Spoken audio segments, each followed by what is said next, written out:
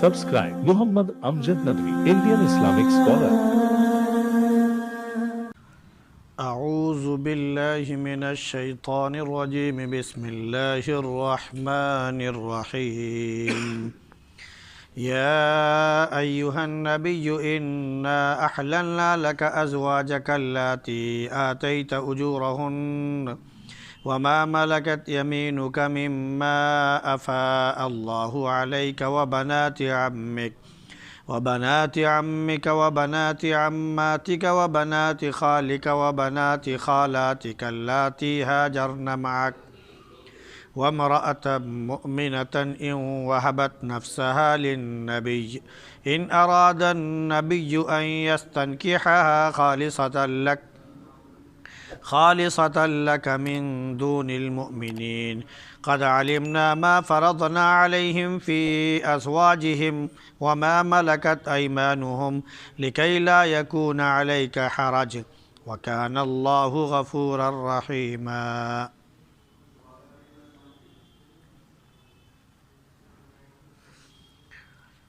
يا أيها النبي إنا أحللنا لك أزواجك اللاتي اے نبی ہم نے آپ کے لیے حلال کر دیا ہے آپ کی ان بیویوں کو جن کی اجرت آپ نے دے دی ہے، یعنی جن کا مہر آپ نے دے دیا ہے اور جو آپ کی ملکیت میں ہے، جو اللہ رب العزت نے آپ کو بطور غنیمت دیا ہے، اور آپ کے چچا کی بیٹیاں اور آپ کی پھوپھی کی بیٹیاں، آپ کے ماموں کی بیٹیاں اور آپ کے خالاؤں کی بیٹیاں جنہوں نے آپ کے ساتھ ہجرت کی ہے، اور مومن عورت اگر وہ اپنے آپ کو نبی کے سپرد کر دے، اگر نبی ان کو نکاح میں لانا چاہیں جنہوں نے، تو یہ خالص ہے آپ کے لیے مومنین کے علاوہ۔ ہم نے جو کچھ ان پر مقرر کیا ہے ان کی بیویوں میں اسے اچھی طرح جانتے ہیں، اور جو ان کی ملکیت ہے، تاکہ آپ پر کوئی تنگی نہ ہو۔ اللہ رب العزت بڑا ہی معاف کرنے والا اور مہربانی کرنے والا ہے۔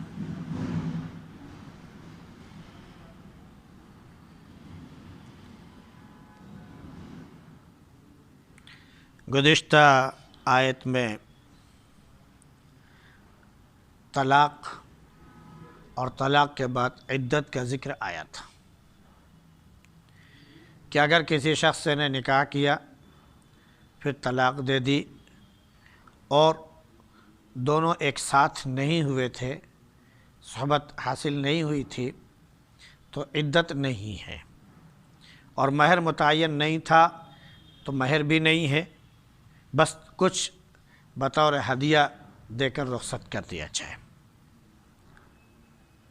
اس کی پوری تفصیل آئی تھی کہ اگر مہر متعین ہے اور ساتھ میں رہ چکے ہیں، یا مہر متعین ہے اور ساتھ میں نہیں رہے ہیں، یا یہ کہ مہر متعین نہیں ہے اور ساتھ رہ چکے ہیں، ساری تفصیل کل اس کی آئی تھی۔ اب یہاں پر خالص اللہ کے نبی صلی اللہ علیہ وسلم کا ذکر کیا جا رہا ہے، پھر بعد میں مومنین کا بھی تھوڑا سا ذکر ہوا ہے، اور وہ یہ کہ سب سے پہلے اللہ رب العزت نے اپنے حبیب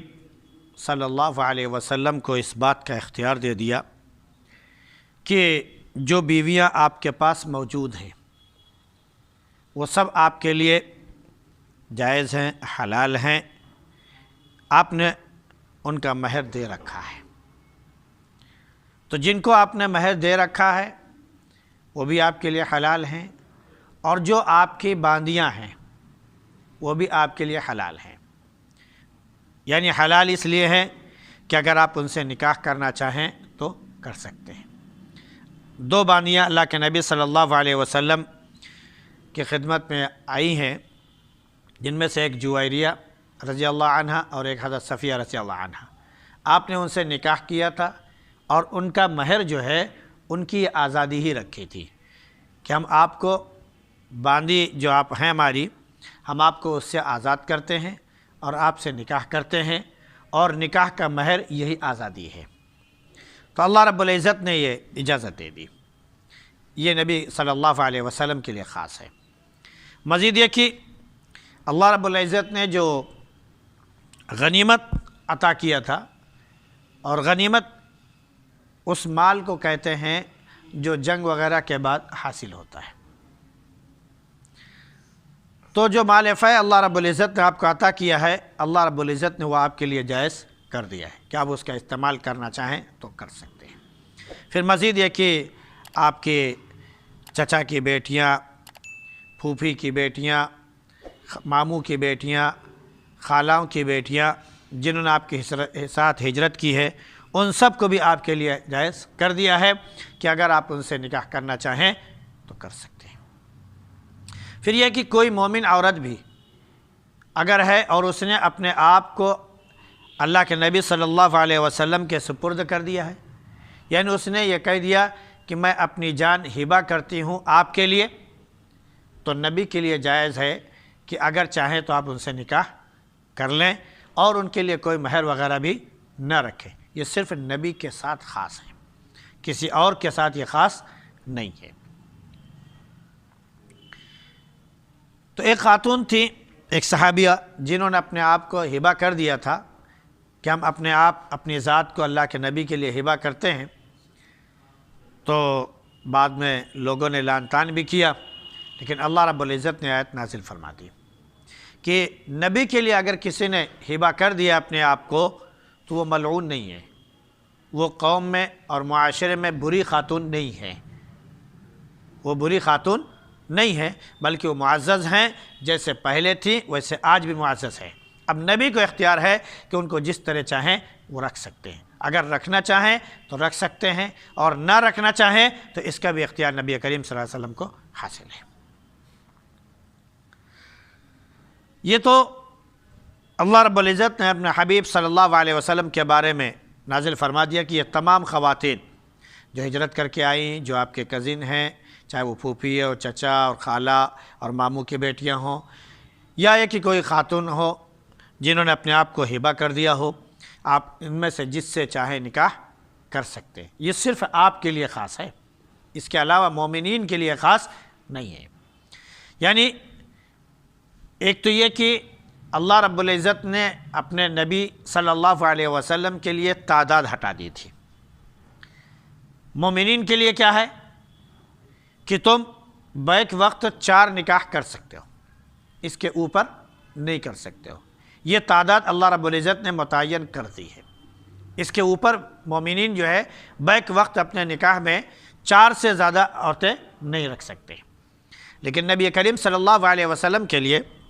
اللہ نے خاص اجازت مرحمت فرمائی کہ 4 سے زیادہ بھی اگر آپ رکھنا چاہیں تو آپ رکھ سکتے ہیں، چنانچہ آپ کی 11 بیویاں موجود تھیں، اور میں سب کو آپ نے اللہ رب العزت نے جائز کر دیا آپ کے لیے، جس میں سے رشتہ دار بھی تھے،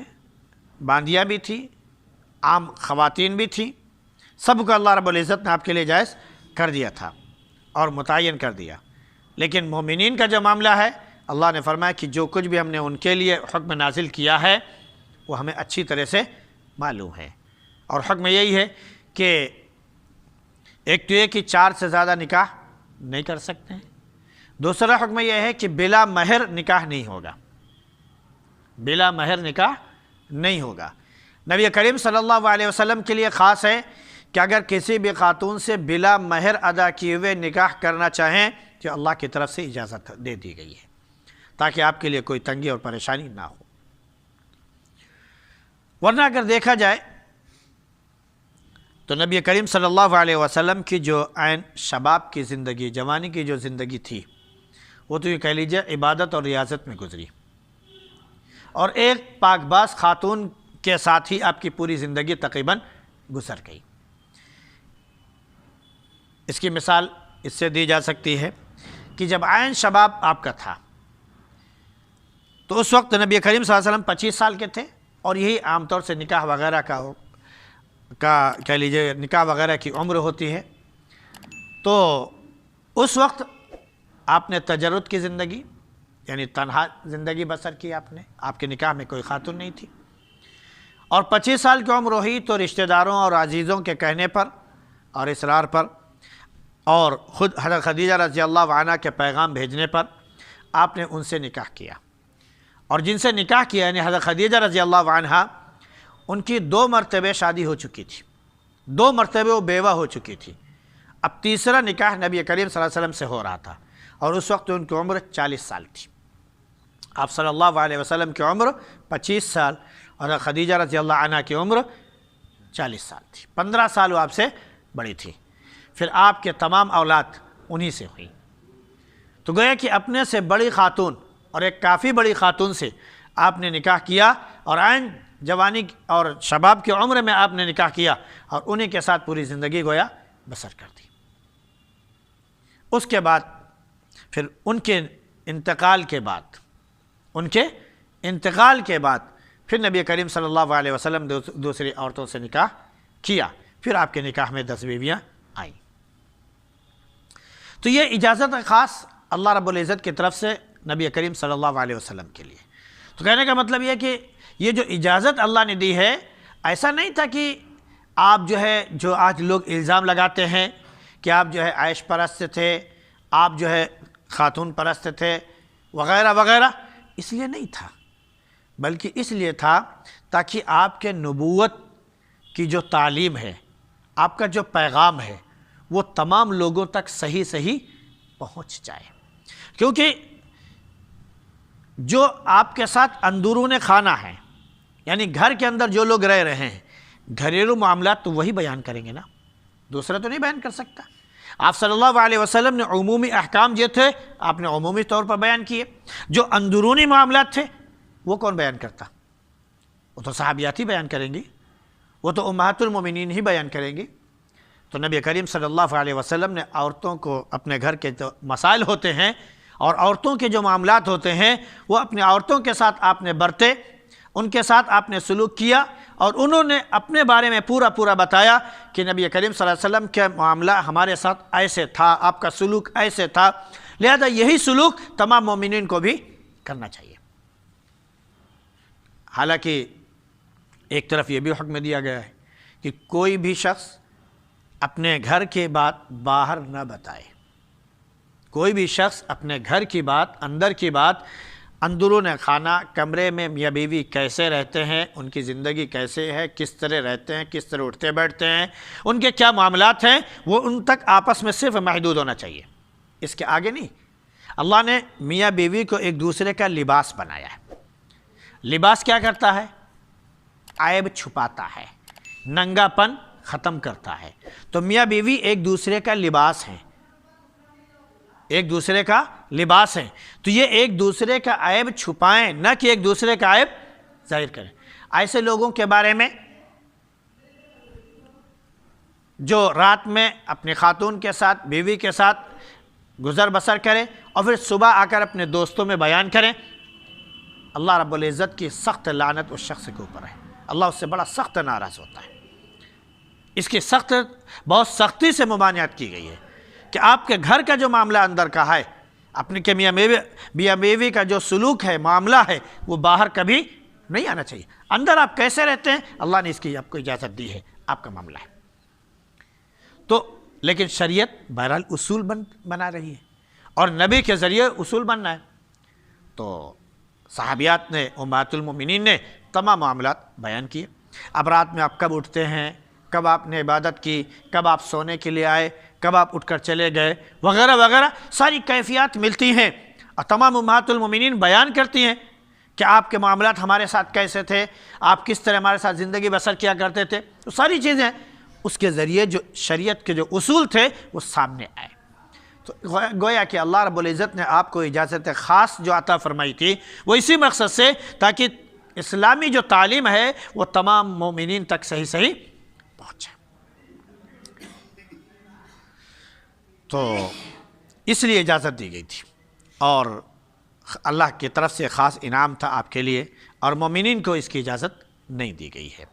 لہذا مومنین صرف 4 کر سکتے ہیں، اور ساتھ میں یہ کہ مہر لازمی ہے، مہر کے بغیر نکاح نہیں ہے۔ اگر کوئی شخص یہ کہے کہ میں نکاح کرتا ہوں لیکن مہر نہیں دوں گا، تو نکاح تو اس کا اپنی جگہ ہے، مہر نہیں دوں گا یہ لفظ باطل ہے، اس کی کوئی حیثیت نہیں ہے۔ نکاح جیسے ہی ہوگا، نکاح ہو گیا، وہ میاں بیوی ہو گئے، مرد کے اوپر، شوہر کے اوپر مہر خود بخود لازم ہو گیا۔ اگر اس نے پہلے متعین کیا تھا نکاح کے وقت جیسے پیچھے آیا تو وہ تو متعین کیا ہوا ہے، اور اگر مہر متعین نہیں کیا تو گھر کے جو لوگ ہیں ان کو دیکھا جائے گا کہ ان کا مہر کتنا باندھا گیا تھا، تو جتنا مہر باندھا گیا تھا اسی اعتبار سے اس کے اوپر بھی مہر لازم ہو جائے گا۔ بہرحال مہر کے بغیر کسی بھی مومن کو نکاح کی اجازت حاصل نہیں ہے، اور نہ اس کا نکاح ہوگا۔ ہاں نبی کے لیے خاص ہے، نبی کا ہو سکتا ہے۔ تو مومنین جو ہے اس پر وہ کریں۔ اور پھر مومنین کے بارے میں کہ جو ان کی باندیاں ہیں، اگر ان کو انہوں نے آزاد کیا ہے تو آزاد کر کے وہ نکاح کریں گے تو ان کو بھی مہر وہ عطا کریں گے۔ نبی کریم صلی اللہ علیہ وسلم کے ساتھ جو خاص تھا کہ اگر آپ کی جو باندیاں ہیں آپ نے ان کو آزاد کیا اور ان سے نکاح کیا، آپ نے ان کو الگ سے کوئی مہر نہیں دیا، ان کی آزادی کو ہی آپ نے مہر بتا دیا، تو یہ نبی کے ساتھ خاص ہے، ہمارے اور آپ کے لیے نہیں۔ تو اللہ نے فرمایا کہ ہم نے مومنین کے لیے جو مقرر کر رکھا ہے، جو اصول بنائے ہیں، وہ ہمیں اچھی طرح سے معلوم ہے، اور وہی ان کے لیے کاربند ہو گئے، وہی اصول ان کے لیے بنائے گئے ہیں اور اسی پر ان کو عمل کرنا ہے۔ اس کے علاوہ جو نبی کریم صلی اللہ علیہ وسلم کے ساتھ خاص ہے اس پر عمل کی اجازت نہیں ہے۔ کوئی یہ کہے کہ نبی نے 11 بیویاں رکھیں تو نبی صلی اللہ علیہ وسلم کی سنت ہے 11 بیویاں رکھنا، تو آپ کی سنت پر ہم بھی عمل کریں گے اور ہم بھی 11 بیویاں رکھیں گے، تو ہمارے لیے جائز نہیں ہے۔ بس ہاں 4 کی اجازت ہے تو 4 ہم بیک وقت رکھ سکتے ہیں۔ ہاں ان میں سے خدا نخواستہ کسی کی طلاق ہو گئی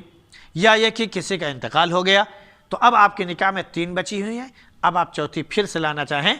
تو لا سکتے ہیں۔ اللہ رب العزت ہم سب کو صحیح سمجھ عطا فرمائے اور اسلام پر چلنے کی توفیق نصیب فرمائے۔ سبحان اللہ بحمدہ، سبحانک اللہم وبحمدک، ونشہد ان لا الہ الا انت نستغفرک ونتوب الیک۔